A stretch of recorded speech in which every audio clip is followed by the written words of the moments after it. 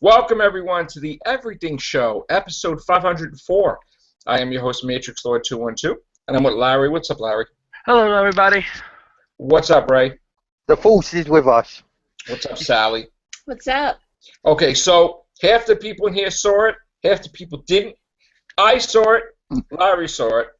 Just going to say, because we're going to do a show later tonight, or possibly tomorrow, the movie was fantastic. I'm going to go see it many times. That's what I'm going to say. No spoilers. And also, I am going to say that when you go to the movies, unfortunately, you're going to have to put your headphones on while you're in the theater until you get in, because there are people that were trying to spoil the movie. I was the first person online waiting to see the movie. They had a whole line. People were coming out, and I would just, my kids had the headphones on. I didn't think, and I'm just like singing and humming because I don't want to hear anybody. But there was reports that some theater, someplace, someone had spoiled it for people. They beat the living crap out of them in the theater, and the cops didn't arrest anybody because they said, "May the force be with you." That's Oh! That's it. Oh. So let me tell you something, even cops and Star Wars fans, and don't you ever spoil it. Now, I do want to say to the, and this is becoming controversial, to the low-life, scruffy-looking nerf herders who, on the internet, try to trick me into clicking into a Facebook IM or a YouTube comment or whatever. You didn't spoil Jack Jabba, okay? Because I didn't say anything. So take that one. So I'm going to say fantastic movie at $517 million worldwide already. Growing strong. Now, we're going to get out of the Star Wars mode because I know some people didn't see it. So we are going to talk about other things. Larry, before I go, did you want to say anything? Well, if in case anybody who's like into video games know that there's one name that's been dominating the news in the past week, and of course it is none other than the sage himself, Hideo Kojima, finally free from the tyrannical hold of Konami. He wasted little time in to the moment his contract expired on December 15th. He put out a whole website all about his new Kojima Productions, offering a whole thank you letter to his gaming fans who have supported him over the years. It was an amazing, amazing scene to see that this man is out there already going to work. He is already working again on a new PlayStation exclusive title. Of course, the rumor mill is circulating that it will be the resurrection of the PT project. We don't know as of yet, or maybe a brand new project. Either way, this is going to be very, very exciting for anyone who is a fan of Kojima, including myself. Now, do we know why he left them, or what the story was? For the most part, yes. There were a lot of things that were compromised by him creatively. There were just a lot of people on him and under him who have not been treated correctly. They're just, Konami was just putting, I think, too much of a stranglehold on its workers. Right. It even came out from another man who worked at Konami, Koji Igarashi, the main driver behind Castlevania Symphony of the Night, who we all know went on to make his Bloodstained Kickstarter, which is getting a beta release next year, I believe, which is going to be awesome. Right. Pardon me. But one of the main straws that broke the camel's back was the whole Ground Zeroes debacle when they charged you for the demo. I mean, if I'm Kojima, my name's on that project. You just compromised me. You basically made me look like an idiot in front of my fans, you know? I didn't have anything to do with this. I wanted people to experience this. So if I'm Kojima, I'm like, okay, you know what? Enough's enough. You've now tarnished my name. I don't want to be anywhere. Now, again, and how stupid is that? How stupid is that this guy built Konami and made them what they are? And it's all about the corporate ego, that these rich idiots that they just have no idea, and that what happens is they think they're above everybody, and now they lose the key people that made their company successful, and now their company's going to go in the toilet because they're just idiots. And this happens everywhere. Capcom itself. I mean, Capcom was the first one to have like the big major exodus. You know, you lost Inafune, you lost Kamiya, you lost The guy that does Mikami. Mega Man basically is creating Mega Man without calling it Mega Man. It's Yeah, fantastic. I know. Too bad he couldn't. Solid Snake's gonna probably refurbish. No, that would have been funny No. too. And then Yeah. as soon as a new Metal Gear comes out without Kojima, the first thing I'm going to say is, no, that is not Solid Snake. Right.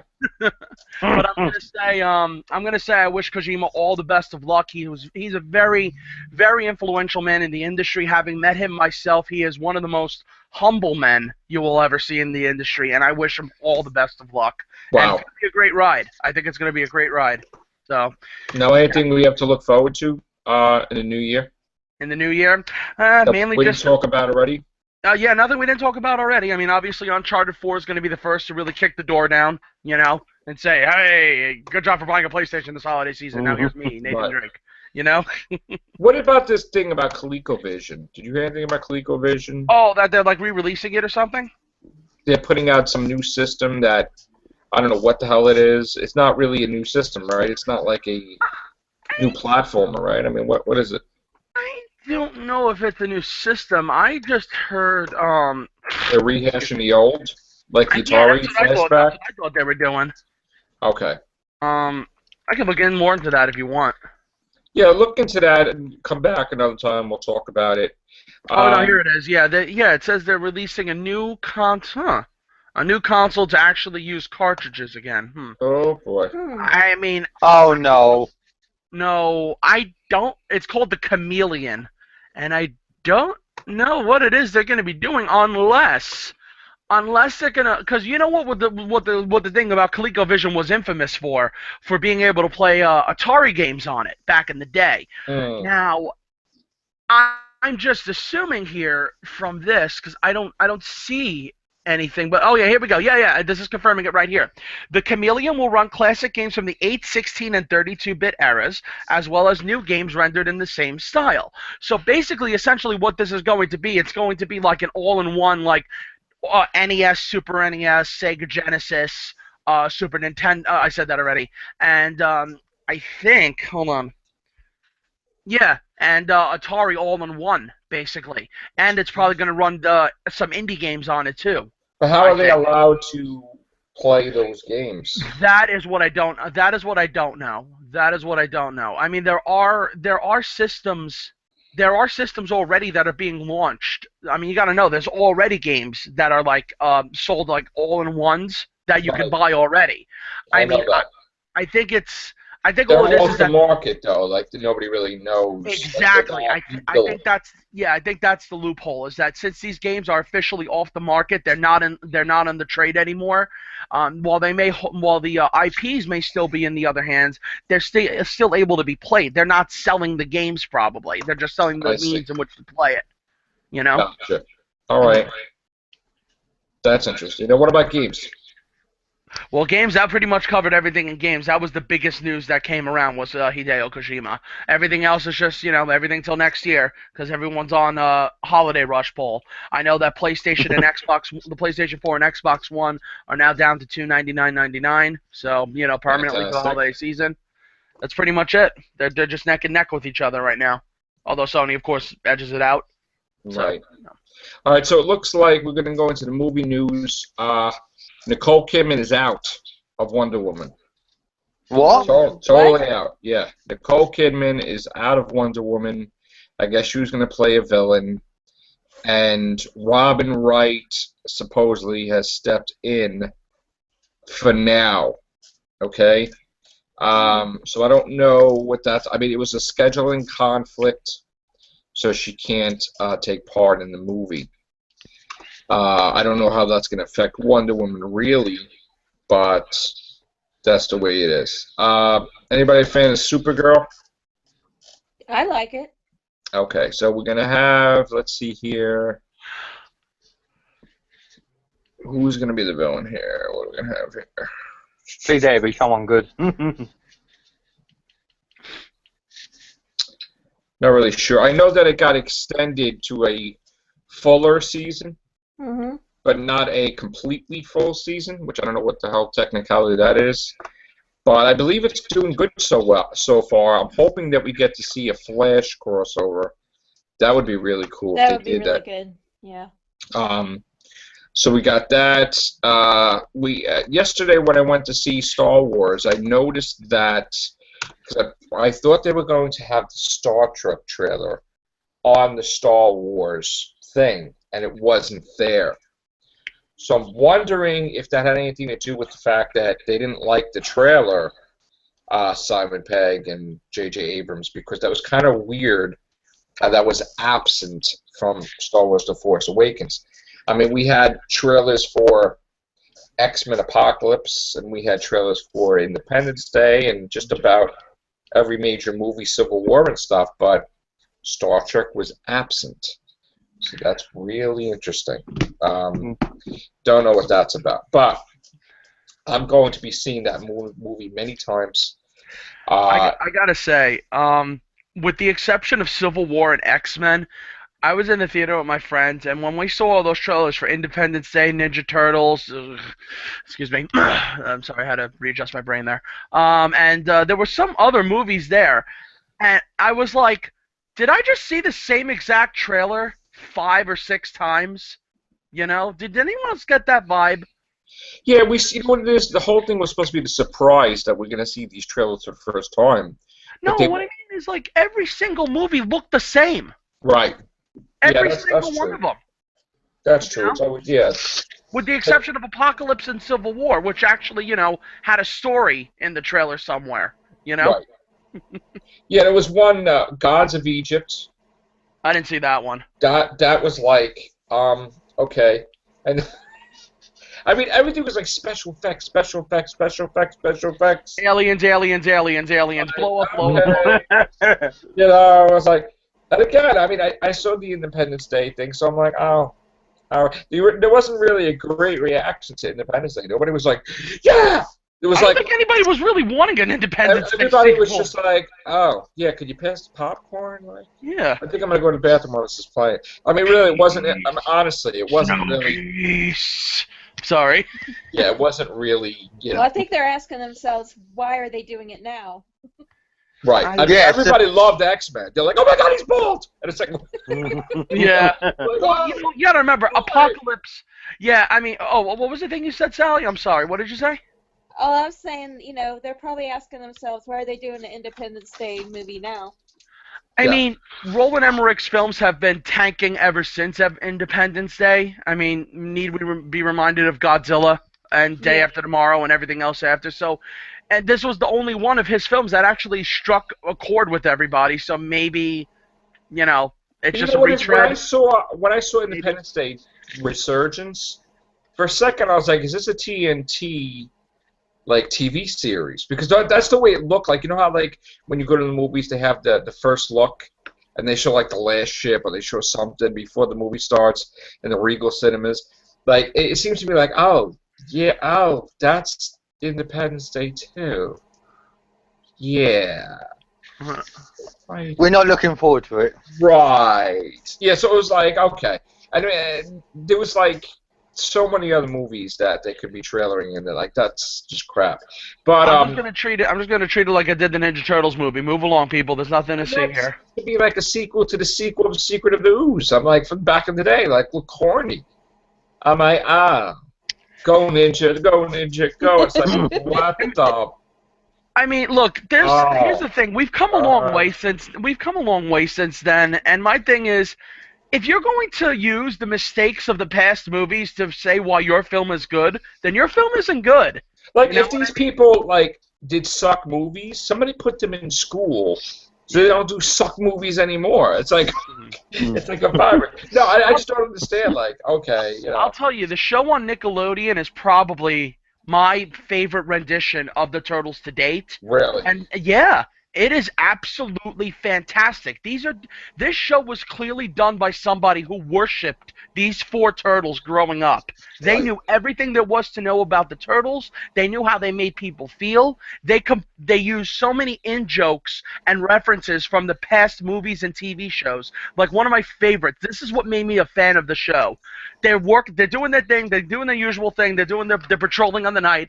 And Michelangelo sees a tattoo parlor, and he's like, "Oh, dude, I've always wanted a tattoo. I want to get like a tattoo of my face on my face." And when he does the on my face thing, he waves his hand across his face, and his face turns into the 1989 Michelangelo. I was like, oh my God, these guys are genius. Wow. And their phones, the shell phones, their ringer is the original Teenage Mutant Ninja Turtles thing. Do do do do do do do do. Oh, wow, that's Oh, great. that's so cool. And it's amazing. Every turtle has a character, a personality. Donatello and April are the ones with the love interest this time around. It's amazing. Like they knew, like everyone secretly, and I'm just gonna come out and say this: everyone secretly loves Donatello, and they knew if we give this guy the romance, everyone's gonna be all over him, and they were. Now Donatello's the main turtle for everybody now. Wow. And I'm the Donatello hipster going, hey, I was There you go. Donatello before you guys. Yeah, You but know? what kind of, who's his love interest? April. Oh. Yeah. Okay. That sounds epic. So Casey Jones is not in the picture then. No, he's there, and that's what's amazing. There's Oh. the love triangle. It's amazing. It's absolutely amazing. Wow. Or a And- shell triangle now. And what? Yeah. Oh, Oh. Do you remember from the first movie how Donatello and Casey Jones were the ones who got along, but they argued with each other all the time? Right. They brought that into the new series and Wow. expanded upon it. That's why I said whoever wrote this show is an absolute genius when it comes to the Turtles. Now, this is an example of today's Ninja Turtles being done right. You know what I Right. mean? Is That's what Krang I'm in saying. it though? Oh, Krang's there. Krang Is it the there. same voice? Or is it No, different it is voice? not. The Krang are, here's the thing, the Krang are actually an army of aliens overseen by one Krang called Krang Prime, played by Roseanne Barr. And Oh she my does Oh, God. really? Yes, and it's amazingly that there's a great dichotomy that they have with each other, where the Krang just talk like this all the time. Krang, make sure you go to Krang in order to get Krang, and it's so funny. It's Right. really, really great and And he really talks unique totally take on different. Krang. Shredder is there. No, but Shredder she is talks indeed- differently though. The Krang Prime. Oh yeah, Shredder is played by it's not Clancy Brown, but it sounds like him. It sounds like Clancy Brown, but it's a very deep, very intimidating Shredder. He's a very, very conflicted character, and it's one of the best Shredders I've seen because in his mind, Hamato Yoshi, which we're using the story where Splinter is Hamato Yoshi instead of his pet. All right, Right. in his mind, Hamato Yoshi ruined his life by dishonoring him. And it's so great that you can actually relate to the Shredder in this. And that's Wow. all I have to say about that. So- I really suggest you guys go see the show. It is amazing. so basically what you're saying is this guy who wrote it should be writing the movie. Absolutely. I mean, Wow. if you watch these shows, you could pick where in the movie it would begin. Oh, and by the way, speaking of which, there is one point where the Turtles are defeated and they have to run away from New York City, and guess where they go? To the farm in the first movie. Oh wow. Oh, wow. And there's this whole Jesus. nightmarish things that happen in the forest, like in the training, and then of course Splinter is lost right now. It's unknown where he is, but it's like he's lost. Everyone's coming to terms with themselves. Leo is beaten to absolute, because that's what happens in the comics. Leo is beaten into absolute destruction by the Shredder. You know what I Wow. mean? And everyone's trying to get Jesus. along as Leo himself is trying to cope with his own injuries and healing his own mental prowess. And there's a lot of cool filler episodes, like they take a lot of advantage of the fact that they're in the woods. So there's a lot of Halloween episodes because it happens during October. So you get like alien encounters, monsters, ghosts, but That's they all cool. have a purpose. It's not like your basic filler where oh, this happens. And No. David Tennant appeared to voice somebody too. Say again. David Tennant appeared in the Turtles thing. Who was didn't he again? I'm sorry. David Tennant. Who was he? I don't know. I think it was in the finale, right? I'm not entirely sure. Okay. I do know that the original Raphael is currently voicing Donatello, and that Sean Astin, Samwise Gamgee, is voicing Raphael. Wow. That's all I know. Pretty But yeah, interesting. guys, definitely go see the show. Definitely go see the show. Sounds amazing. I'll definitely check Yeah. that out. All right, so we're gonna get going any minute, but before we go, what do you guys think the Star Wars movie is going to end up with? Because right now we're at 517, and the figures have not come in for today. So 517 million worldwide. What take a guess? Do you think it's still going to be like a couple of billion, Larry? Star Wars? Yeah. I'd be shocked if it wasn't. Yeah. I'd be shocked if it wasn't. All right, Ray. I'm going to stick with what I said before. Over I'm sticking 5 to- billion. Over 5 billion. All right, Sally. Yeah, I think it'll definitely do more. I mean, still say 3,400,000,000. That's what I still say. Yeah, at least 2 billion easy. I mean, Right. I'm expecting it to go over that, but Yeah. All right, guys. Go ahead, Ray. Yeah, I was going to say, I know it's different from Avatar, but this is Star Wars. There's going to be loads of people going back to watch it, get all the merchandise and everything. I've been already buying like tons of stuff That's what I mean. already. Yeah, then when the DVD comes out, that's going to go to it as well. Yeah.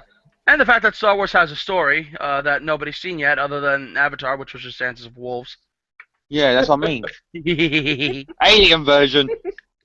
All right. Alien On, version. on that note, guys, have a great weekend. We'll be back tonight, hopefully, with everybody. So And we'll have the full review.